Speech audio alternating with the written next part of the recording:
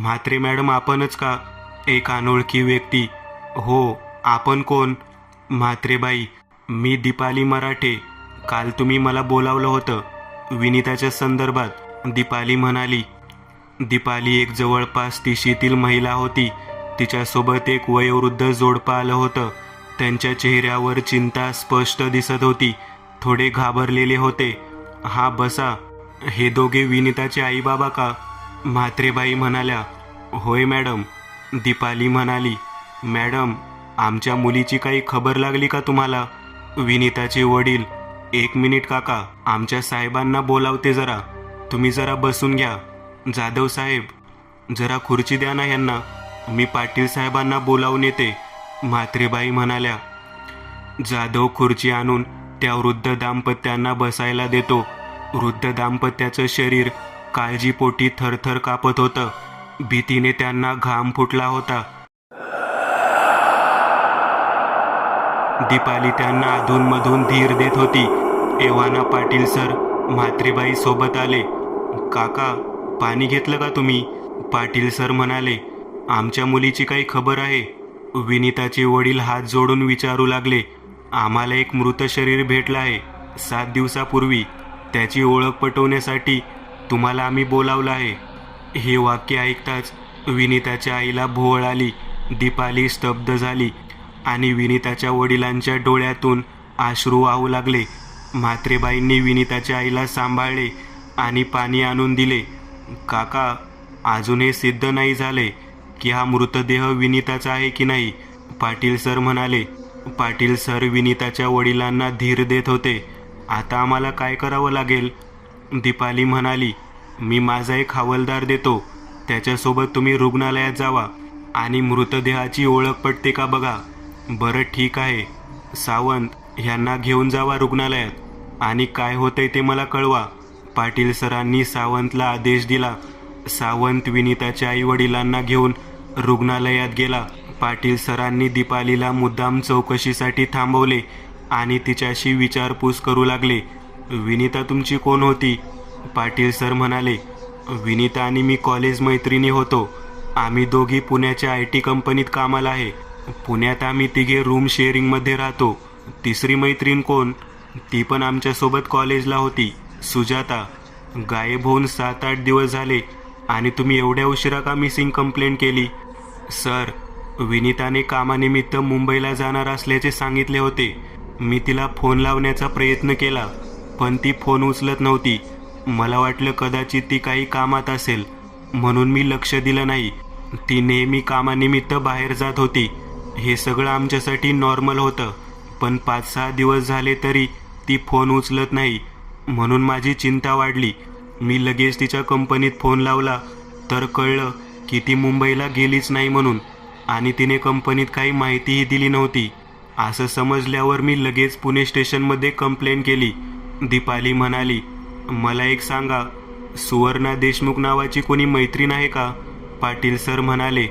सुवर्णाचे नाव ऐकून दीपाली दचकली. आता दीपाली तणावात येऊ लागली. हो सर, तिचं काय झालं? तुमची आणि तिची ओळख कशी? पाटील सर म्हणाले. सुवर्णा, मी, विनिता आणि सुजाता कॉलेजपासूनचे जीवलग मैत्रिणी आहोत. सुवर्णाला काही झालं का? दीपाली घाबरून बोलली. सुवर्णाचा खून 10 दिवसापूर्वी झाला, पाटील सर म्हणाले. हे वाक्य ऐकताच दीपालीचा संयम सुटला. ती ढसाढसा रडू लागली. म्हात्रेबाईंनी तिला धीर दिला. दीपाली आतून हादरून गेली होती. पाटील सरांनी सुवर्णाचा खून कसा झाला ते दीपालीला सांगितले. हे सर्व ऐकून दीपाली स्तब्ध झाली. सुरुवातीला आम्हाला हा सगळा नरबळीचा प्रकार वाटत होता, पण आता हा नरबळीचा नसून कोणीतरी वैर काढण्यासाठी खून करत आहे हे सिद्ध झालं, पाटील सर म्हणाले. दीपाली स्वतःला सावरण्याचा प्रयत्न करते. थोड्या वेळात रुग्णालयातून फोन येतो. पाटील सर फोन उचलतात. साहेब, तो मृतदेह विनिताचाच आहे. तिच्या आईवडिलांनी ओळख पटवली. सावंत फोनवरून. पण ओळख कशी पटली? विनिताच्या पाठीवर काळा डाग होता, त्यावरून ओळखलं. बरं ठीक आहे, तो मृतदेह त्यांच्या ताब्यात द्या. आता दोन्ही मृतदेहाची ओळख पटली होती. दोन्ही मृत महिला एकमेकांना ओळखत होती. याचाच अर्थ असा होत होता की हा नरबळीचा प्रकार नसून कोणीतरी जाणून बुजून खून करत आहे आणि नरबळीचा भास निर्माण करून पोलिसांची दिशाभूल करत आहे. पाटील सरांच्या डोक्यात अनेक विचार येऊ लागले. दीपाली, आताच आम्हाला कळलं की रुग्णालयातील मृतदेह विनीताचा आहे, पाटील सर म्हणाले. दीपाली पूर्णपणे ढासळली, जोरजोरात रडू लागली. म्हात्रेबाई तिला सावरण्याचा प्रयत्न करत होती. सर, काय केलं होतं या दोघींनी? काय ह्यांना मारलं? दीपाली रडत रडत बोलली. तुम्ही जरा शांत व्हा. म्हात्रेबाई, ह्यांना पाणी आणून द्या. म्हात्रेबाई पाणी घेऊन येतात. दीपाली पाणी पिते. थोड्या वेळाने दीपाली शांत बसते. दीपाली, मला सांग, तुमची तिसरी मैत्रीण सुजाता कुठे आहे? ती तिच्या गावी गेली आहे सांगलीला. आज येईल ती संध्याकाळपर्यंत. मला सांग, तुमचं कॉलेजमध्ये कुणाशी वैर होतं का? का कुणाचं तरी कुणावर एकतर्फी प्रेम प्रकरण होतं का? नाही सर, विचार करून सांग. असा कोणी होता का जो ह्या थराला जाऊ शकतो? दीपाली विचार करू लागली आणि अचानक तिला एक गोष्ट आठवली. सर, अमित चव्हाण नावाचा मुलगा होता. कदाचित तो असं करू शकतो. कोण हा अमित? आणि हा असं का करू शकतो? सर, अमित आमच्या वर्गातला मुलगा होता. अमित हुशार होता, पण तो विद्रूप दिसत होता. त्याच्या चेहऱ्यावर भाजलेल्याचे विचित्र डाग होते. आम्ही त्याला विचारलं की हे डाग कसे झाले, तर त्याने सांगितले की लहानपणी त्याच्या चेहऱ्यावर त्याच्या आईकडून गरम पाणी पडलेलं आणि त्याचेच डाग आहेत हे. अमित हुशार असला तरी त्याचे कोण मित्र नव्हते. अमित विचित्र दिसत असल्यामुळे त्याला खूप जण चिडवत होते. आम्ही चौघी पण अमितला खूप चिडवत होतो. थोडे दिवस गेले. परीक्षा जवळ येऊ लागली. सुवर्ण अमितकडे अभ्यासाचे काही प्रश्न घेऊन जाऊ लागली. अमित पण तिला सगळा अभ्यास समजावून सांगत होता. आता आम्ही अमितशी आमच्या फायद्यासाठी बोलू लागलो. अमित पण आमच्याशी बोलू लागला. ह्या काळात अमितचं सुवर्णावर एकतर्फी प्रेम जडलं. अमित सारखं सुवर्णाच्या अवतीभोवती राहू लागला, पण सुवर्णाच्या मनात त्याच्याबद्दल काही नव्हतं. परीक्षा संपली आणि अमितचा आता काहीच उपयोग नव्हता. आम्ही चौघींनी त्याच्याशी बोलणं सोडून दिलं. त्याचे अमितला खूप वाईट वाटलं. एक दिवस अमित सुवर्णाला भेटला आणि बोलला की त्याला सुवर्ण आवडू लागली आहे म्हणून. पण सुवर्ण अमितवर वैतागली. तिने सगळ्यांदेखत अमितचा अपमान केला. सुवर्णाला साथ देण्यासाठी आम्हीही अमितला घालून पाडून बोललो. अमित खूप रडू लागला, पण आम्ही त्याच्याकडे लक्ष दिले नाही आणि सगळे निघून आलो. दीपाली बोलली. आता पाटील सरांसमोर एका संशयित व्यक्तीचं नाव. आता अमित कुठे असतो माहीत नाही सर, पण 2 वर्षापूर्वी तो सुवर्णाच्या कंपनीत कामाला होता एवढं माहीत आहे. पण तिथून पण त्याला काढून टाकलं होतं. तिथून का काढलं होतं? त्याने सुवर्णावर अतिप्रसंग केला होता. बरं दीपाली, कदाचित तुझ्या आणि सुजाताच्या जीवाला पण धोका असू शकतो. काळजी घ्या आणि काही वाटलं तर लगेच मला फोन करा. आता तू जाऊ शकतेस. म्हात्रेबाई, ह्यांचा पूर्ण पत्ता आणि मोबाईल नंबर घेऊन ठेवा. दीपालीने पाटील सरांचा मोबाईल नंबर घेतला आणि निघून गेली. आता पाटील सर विचार करू लागले. त्यांच्या पुढे एक नाव होतं, अमित जाधव. ह्या अमितची सगळी कुंडली मला लवकरात लवकर भेटली पाहिजे आणि या दीपाली आणि सुजातावर लक्ष द्यायला 2 हवालदार ठेवा. कदाचित पुढील शिकार ह्या दोघांपैकी कोणीतरी एक असेल, पाटील सर म्हणाले. होय साहेब. जाधव आता आपल्या कामासाठी गेला, पण अजूनही पाटील सरांच्या मनात एक वाक्य सारखं येत होतं. कोण आहे हा अमित आणि आत्ता कुठे असेल? पाटील सरांच्या आदेशानुसार जाधवने हरिपूर तालुक्याच्या IT कंपनीत जिथे सुवर्ण आणि अमित चव्हाण काम करत होते तिथे जाऊन चौकशी केली. आता जाधव चौकशीची इत्थंभूत माहिती पाटील सरांना सांगू लागला. सर, मी ते IT कंपनीत जाऊन चौकशी केली. बरं, मग काय माहिती मिळाली? सर, दीपालीचं म्हणणं बरोबर आहे. सुवर्ण आणि अमित एकाच IT कंपनीत कामाला होते. आधी अमित तिथे काम करत होता आणि नंतर सुवर्णाने ती कंपनी जॉईन केली. बरं, अजून काय माहिती? कंपनीच्या मॅनेजरनुसार अमित चव्हाणने सुवर्णाशी गैरवर्तवणूक केली होती. या कारणाने त्याला कामावरून काढून टाकले होते. या गोष्टीला आता 3 वर्ष झाले. सुवर्णाबरोबर गैरवर्तन करताना कोणी पाहिले होते का? नाही सर. मॅनेजरच्या म्हणण्यानुसार त्यांचा सगळा स्टाफ दुपारी 1 वाजता जेवायला जातो, पण त्या दिवशी सुवर्णाला जास्त काम असल्यामुळे ती जेवणाच्या वेळेत काम करत होती आणि ह्याच संधीचा फायदा घेऊन अमितने तिच्याशी गैरवर्तवणूक केली. बरं, तो राहत कुठे होता? ऑफिसच्या नोंदणीप्रमाणे असं कळलं की तो पुण्यावरून ये जा करत होता. तो, त्याचे आई वडील असे तिघेजण पुण्याला राहत होते. तुम्ही तिथे जाऊन चौकशी केली का? हो सर, आम्ही त्याच्या पुण्याच्या पत्त्यावर गेलो होतो. तिथे अशी माहिती मिळाली की अमित त्याच्या आईवडिलांच्या निधनानंतर हे घर विकून गेलं आहे. जवळपास 1 वर्ष झालं असेल ह्या घटनेला. आम्ही शेजाऱ्यांकडे चौकशी केली तर कळलं की अमित आता त्याच्या आत्यासोबत मुंबईमध्ये राहत आहे. बरं, मुंबईचा पत्ता मिळाला का? हो साहेब. मग आपली एक टीम तयार करा आणि चला मुंबईला. आपल्याला त्याला लवकरात लवकर पकडावा लागेल. पाटील सर आणि त्यांची टीम मुंबईला जायला तयार झाले. आता त्यांचे एकच लक्ष होतं, काही केल्या त्या अमित चव्हाणला जेरबंद करायचं. पाटील सर आणि त्यांची टीम अमितच्या आत्याच्या घराजवळ पोहोचले. दरवाजा वाजवला. एका 50शीतील महिलेने दरवाजा उघडला. बाहेर पोलीस बघून ती हैराण झाली. ती थरथर कापू लागली. मॅडम, आम्ही हरिपूर पोलीस स्टेशनमधून आलो आहे. आम्हाला तुमची चौकशी करायची आहे. बरं ठीक आहे, आत या ना.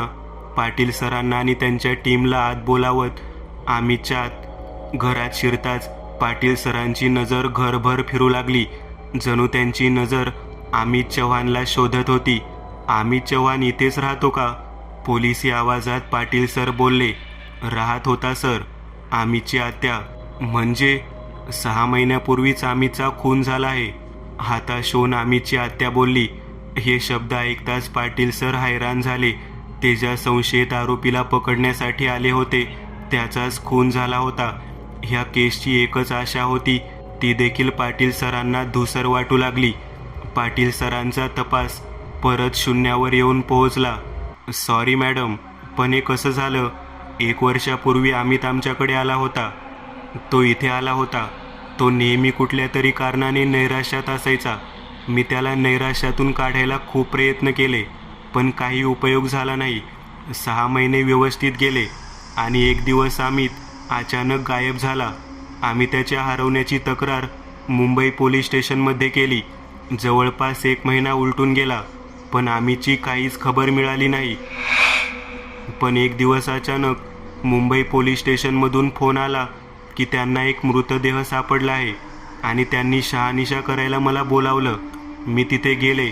मृतदेह बघितला तर मी भीतीने शहारून गेले. त्यांनी मला मुंडकं नसलेलं धड दाखवलं होतं. अमितच्या आत्या. पाटील सरांनी मध्येच अमितच्या आत्याला थांबवलं. मुंडकं नसलेलं शरीर म्हणजे? मुंबई पोलिसांच्या म्हणण्यानुसार अमितचा कुणीतरी नरबळी घेतला होता. अमितची आत्या रडत रडत बोलली. नरबळी हा शब्द ऐकताच पाटील सर आणि त्यांची टीम स्तब्ध झाली. पाटील सर ज्या आरोपीला नरबळीच्या संशयावरून अटक करणार होते त्याचाच नरबळी झाला होता. त्यांना कसं कळलं की नरबळी झाला आहे ते? हा साधा खून पण असू शकतो. मुंबई पोलिसांच्या सांगण्यानुसार अमितच्या मृतदेहाच्या बाजूला 4 दिशेला 4 लिंबू हळद कुंकू लावून ठेवलेले होते. त्याचा अतिशय भयानक खून झाला होता. आरोपीने त्याच्या हातावर आणि पायावर अतिशय निघरूनपणे वार केले होते. पूर्ण शरीर नग्न अवस्थेत होते आणि त्याच्या छातीवर ओम असं चाकूने कोरलं होतं. अमितची आत्या रडत रडत सांगत होती, खून करायची हीच पद्धत हरिपूर तालुक्यात होत होती. म्हणजे अमितचा आणि त्या दोन्ही महिलेचा खून एकाच व्यक्तीने केला होता. पण जर अमित हा गुन्हेगार नव्हता तर मग गुन्हेगार कोण आणि तो हे खून का करत आहे? असे नाना विचार पाटील सरांच्या डोक्यात येत होते. मला सांगा, मुंडकं नसलेलं शरीर हे अमितचं होतं हे कशावरून तुम्ही ओळखलं? मृतदेहाच्या बाजूला अमितचं घड्याळ आणि पाकिट सापडले होते, त्यावरून ओळखलं. बरं, हा मृतदेह कुठे भेटलेला? सर, मुंबई आणि पुण्याच्या मध्ये जंगलात सापडला होता. अमितची आत्या. बरं, त्यांचा गुन्हेगार सापडला का? नाही अजून सर. याचाच अर्थ गुन्हेगार अजून मोकाट फिरत आहे. पण अचानक अमितची चौकशी का? तुमच्या अमितप्रमाणे आमच्या तालुक्यात पण नरबळीचे 2 केस झाले आहेत. त्याची चौकशी करायला आलो होतो. बरं, जर का अजून काही माहिती लागली तर आम्ही पुन्हा येऊ. आता आम्ही जातो. चालेल सर, पण त्या नराधमाला लवकरात लवकर अटक करा. अमितची हत्या. पाटील सर आणि त्यांची टीम अमितच्या हत्याच्या घराबाहेर येतात. पाटील सरांच्या डोक्यात विचारांचा कल्लोळ माजला होता. सर, आता काय करायचं? आपण ज्याला गुन्हेगार समजत होतो त्याचाच नरबळी झाला आहे. आता आपण पुन्हा शून्यावर आलो आहे. म्हात्रेबाई म्हणाल्या. बघू काय होतंय ते. पाटील सर हाताश होऊन बोलले.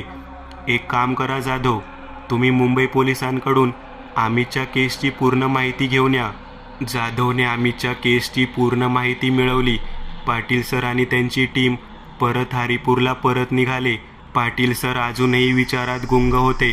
त्यांच्या डोक्यात एकच विचार येत होता, जर अमित चव्हाण खुनी नाही तर मग खुनी कोण?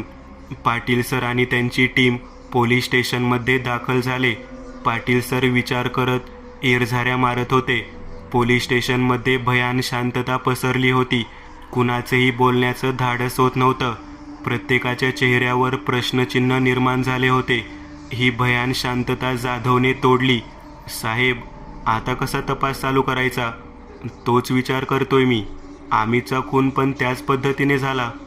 पद्धत तीच आहे, पण जरा फरक आहे. काय फरक आहे साहेब? जाधव, आतापर्यंत आपल्याला 2 मृतदेह सापडले. ते दोन्ही मृतदेह नग्न अवस्थेत होते. त्यांच्या आजूबाजूला कोणतीच वस्तू भेटली नाही. पण अमितच्या केसमध्ये तसं झालं नाही. अमितचा मृतदेह पण नग्न अवस्थेत सापडला, पण त्याच्या मृतदेहाच्या बाजूला त्याचे घड्याळ आणि पाकिट सापडलं. पाटील सर विचार करत बोलले.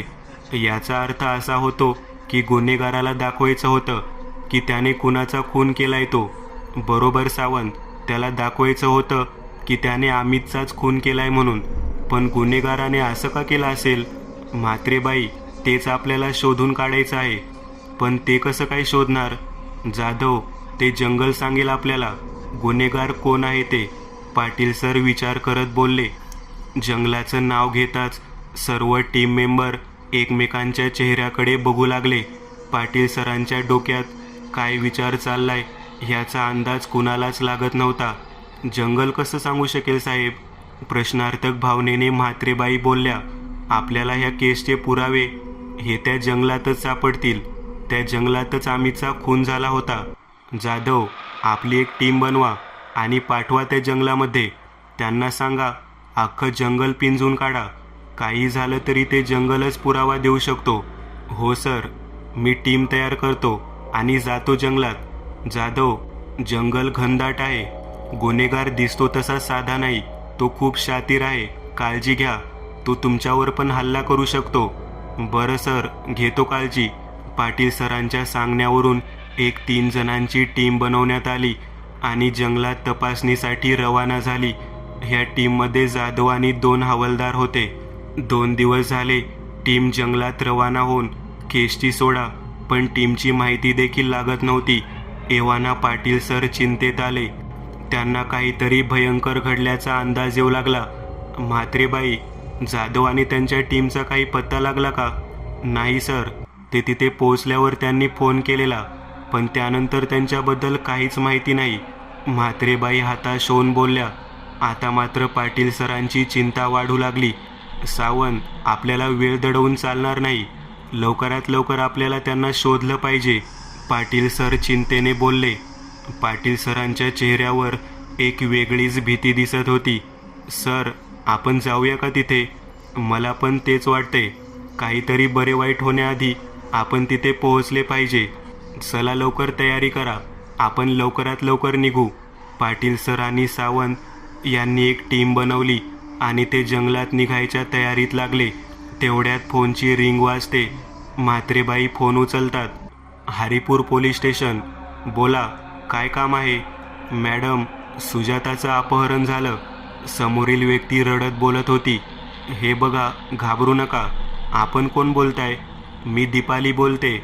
मॅडम, काही पण करा, पण सुजाताला वाचवा. साहेब, सुजाताचं अपहरण झालं आहे. म्हात्रेबाई पाटील सरांना बोलल्या. अपहरण शब्द ऐकताच पाटील सर सतर्क झाले. पाटील सरांनी फोन घेतला आणि दीपालीसोबत बोलू लागले. दीपाली, रडू नकोस. काय झालं ते सविस्तर सांग. सर, काल आम्हाला ऑफिसमध्ये खूप काम होतं. आम्ही दोघे काल रात्री उशिरा ऑफिसमधून निघालो. मध्येच एक सुमसान रस्ता आला. कोणीतरी आमच्या डोक्यावर काहीतरी जोरात मारलं. डोक्याला लागल्यावर मी तिथेच बेशुद्ध पडली. नंतर मी शुद्धीवर आले तेव्हा मी रुग्णालयात होती. तिथे पोलीस चौकशी करायला आलेले. तेव्हा मी त्यांना सुजाताबद्दल विचारलं तर त्यांनी सांगितली की तिथे फक्त तुम्हीच बेशुद्ध अवस्थेत होता. म्हणजे सुजाताला तो घेऊन गेला साहेब. तुमच्यावर हल्ला केलेल्या व्यक्तीला तू पाहिलं का? नाही सर, खूप काळोख होता आणि वार मागून झालेला, त्यामुळे कधी हे सगळं झालं कळलंच नाही. बरं, तू काळजी करू नकोस, आम्ही सुजाताला शोधून काढतो. पाटील सरांनी फोन ठेवला आणि लगबगीने निघायची तयारी करू लागले. सावंत, म्हात्रेबाई, सगळी तयारी झाली का? हो सर, सावंत आणि म्हात्रेबाई बोलल्या. आपल्याला लवकरात लवकर त्या जंगलात जावं लागेल. काही केले आपल्याला सुजाताचे प्राण वाचवायचे आहेत. आता जंगलच या आरोपीपर्यंत पोहोचवू शकतं. जंगलच सांगणार आरोपी कोण आहे ते. पाटील सर आत्मविश्वासाने बोलले. पाटील सर जंगलाच्या बाहेर आले. एव्हाना अंधार पसरला होता. भयान शांतता पसरली होती. अख्खं जंगल भयावह दिसत होतं. म्हात्रेबाई, तुम्ही इथेच गाडीजवळ थांबा, आम्ही आत्ता जातो. सर, पण मी एकटी कशी थांबू इथे? म्हात्रेबाई घाबरत बोलल्या. म्हात्रेबाई, आपण पोलीस आहोत. अहो, गुन्हेगार सोडा, पण भूत पण आपल्या जवळ यायला घाबरतात. सावंत, एक काम करा, एक हवालदार म्हात्रेबाईंसोबत ठेवा. ठीक आहे सर. साळुंके, तुम्ही थांबा म्हात्रेबाईंसोबत. सावंत एका हवालदाराला इशारा करत बोलला. म्हात्रेबाई, एक लक्षात ठेवा, जर का आम्ही सकाळपर्यंत या जंगलातून बाहेर आलो नाही तर तुम्ही जादा पोलीस फोर्स मागवा आपल्या मदतीसाठी. ठीक आहे सर. चला रे सगळे. पाटील सर सगळ्यांना इशारा करत जंगलात गेले. पाटील सरांसोबत सावंत आणि 2 हवालदार अशी टीम होती. जंगलात भयंकर अंधार होता. पाटील सरांच्या टीमजवळ बॅटरी होती, पण तिचा पण उजेड 10 पावलांच्या पुढे जात नव्हता. जंगल घनदाट होतं. आजूबाजूला असलेले भले मोठे वृक्ष जणू काय गिळंकृत करतायत की काय असं वाटत होतं. तसं जंगलात वाघाचा वावर नव्हता, पण बिबट्या, रानडुक्कर, लांडगे, कोल्ह्यांचा मुक्त संचार होता.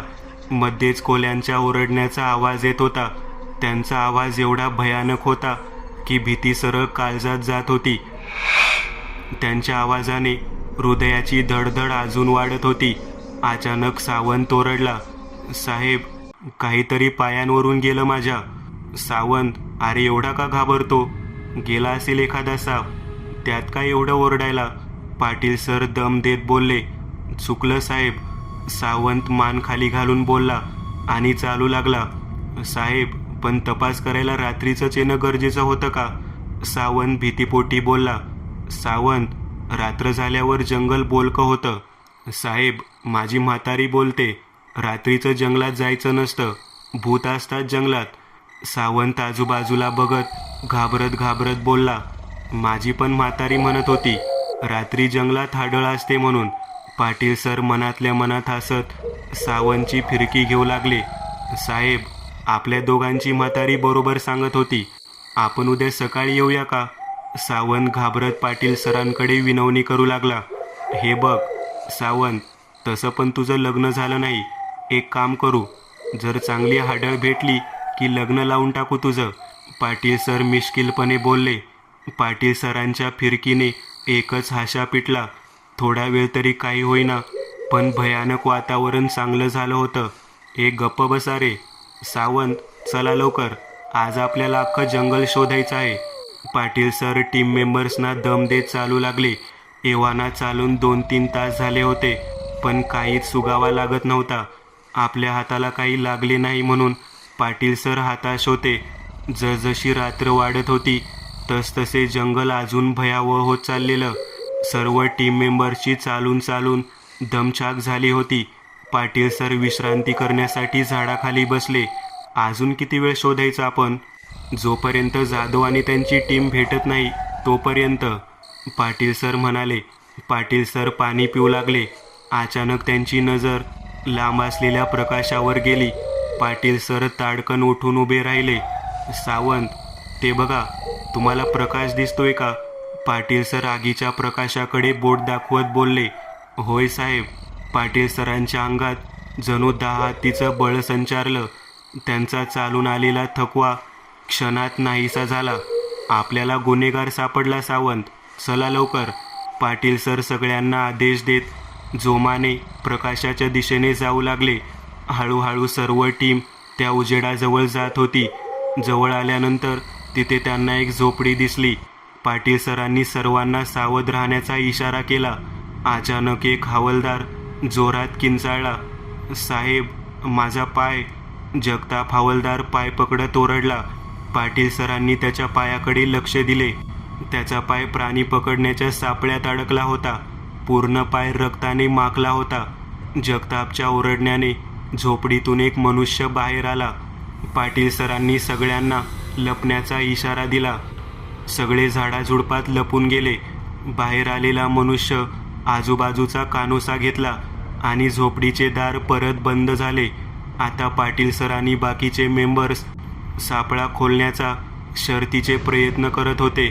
जगताप हवालदार वेदनेने विवळत होता. कालांतराने अथक प्रयत्नाने सापळा उघडला. आता जगताप हवालदाराच्या जीवात जीव आला. जगताप हवालदाराला चालणे अशक्य होतं. पाटील सरांनी अजून एक हवालदाराला जगतापच्या रक्षणासाठी उभे केले. आता उरले फक्त पाटील सर आणि सावंत हवालदार. पाटील सर आणि सावंत हळूहळू झोपडीजवळ जाऊ लागले. अचानक झोपडीचा दरवाजा परत उघडला. पाटील सर आणि सावंत अंधाराचा फायदा घेत झोपडीच्या आडोशाला उभे राहिले. झोपडीतून बाहेर आलेल्या माणसाच्या हातात एक मोठा सुरा होता. त्याचा चेहरा अंधारामुळे दिसत नव्हता. त्याने काळ्या रंगाचे वस्त्र परिधान केले होते. त्याचे केस लांबलचक होते. तो एखाद्या मांत्रिकासारखा दिसत होता. अचानक तो मनुष्य जंगलाच्या दिशेने जात गायब झाला. ह्या संधीचा फायदा घेत पाटील सर झोपडीच्या आत बघण्याचा प्रयत्न करू लागले. एका चिरेमधून पाटील सर झोपडीमध्ये बघू लागले. सावंत आजूबाजूला लक्ष देत होता. झोपडीच्या आत एक चंडिका देवीची मूर्ती होती आणि तिच्या समोर एक दिवा लावला होता. त्या दिव्याच्या उजेडात मूर्ती अजून भयावह वाटत होती. पाटील सरांनी अजून लक्ष दिले तर त्यांच्या लक्षात आलं की जाधव हवालदार त्या मूर्तीच्या अगदी समोर झोपले होते आणि त्यांच्यासोबत आलेले 2 हवालदार एका कोपऱ्यात बाजूला झोपले होते. अचानक एखाद्या प्राण्याच्या किंचाळण्याचा आवाज आला. पाटील सर आणि सावंत आजूबाजूला बघू लागले. पाटील सर दरवाजा उघडायला जाणार तोच तो मांत्रिक समोरून येताना दिसला. पाटील सर आणि सावंत परत झोपडीच्या आडोशाला उभे राहिले. त्या मांत्रिकाच्या हातात असलेला चाकू रक्ताने माखला होता. त्याच्या खांद्यावर भले मोठे मुंडकं कापलेलं रानडुक्कर होतं. त्या कापलेल्या रानडुकराच्या रक्ताच्या धारा त्या मांत्रिकाच्या अंगावरून खाली येत होत्या. समोरचं दृश्य बघून पाटील सर स्तब्ध झाले. सावंतची तर बोबडीच वळली. हाच तो नरभक्षक असेल असं पाटील सरांनी मनातल्या मनात पक्क केलं. आता तो माणूस झोपडीत शिरला. झोपडीचा दरवाजा बंद करणार तेवढ्यात पाटील सर ताकदीने धावले आणि बंद होणाऱ्या दरवाजावर जोरदार लाथ मारली. अचानक झालेल्या हल्ल्याने तो मांत्रिक जमिनीवर कोसळला. त्याच्या अंगावरचं डुक्कर लांब फेकले गेले आणि त्याच्या हातातून सुरा निसटला. पाटील सरांनी आपली पिस्तूल बाहेर काढली आणि रोखून धरली त्याच्यावर. हरामखोर, आज तुला सोडणार नाही. पाटील सर म्हणाले. साहेब, मला मारू नका. मी काय केलंय? हळूहळू त्या माणसाच्या चेहऱ्यावर उजेड येऊ लागला. त्याचा विकृत चेहरा पाहून पाटील सर बिथरले, पण त्यांना काहीतरी आठवले आणि त्या मनुष्याला लाथ मारली. अरे तू आहेस अमित. पाटील सर म्हणाले. आजूबाजूच्या गोंधळाने जाधव आणि त्यांच्या टीमचे हवालदार ताडकडून जागे झाले. जाधवला उठवायला जमत नव्हते. एव्हाना सावंतने देखील त्या मांत्रिकावर बंदूक रोखून धरली होती. साहेब, त्याला मारू नका. जाधव विवळत बोलला. जाधव, हाच तो हरामखोर अमित आहे, आपला गुन्हेगार. पाटील सर आक्रोशाने ओरडले. मित्रांनो, आज पुरतं एवढंच. तुम्हाला जर काही गोष्ट आवडली असेल तर नक्की लाईक करा. तुमच्यापैकी बरेचसे जण व्हिडिओ लाईक न करताच पळून जातात, पण हा जर व्हिडिओ तुम्ही लाईक केला तर मला जरा बरं वाटेल आणि असेच भारी भारी व्हिडिओ बनवायची माझ्यात एनर्जी येईल. त्यामुळे नक्की लाईक करा आणि अजूनही कोणी या चॅनलला सबस्क्राईब केलेलं नसाल तर लगेच सबस्क्राईब करून टाका आणि बाजूची घंटी ती मात्र दाबायला विसरू नका. देवाची घंटी आहे ती. चला तर मग पुन्हा भेटूया अशीच एक आगळी वेगळी गोष्ट घेऊन पुढच्या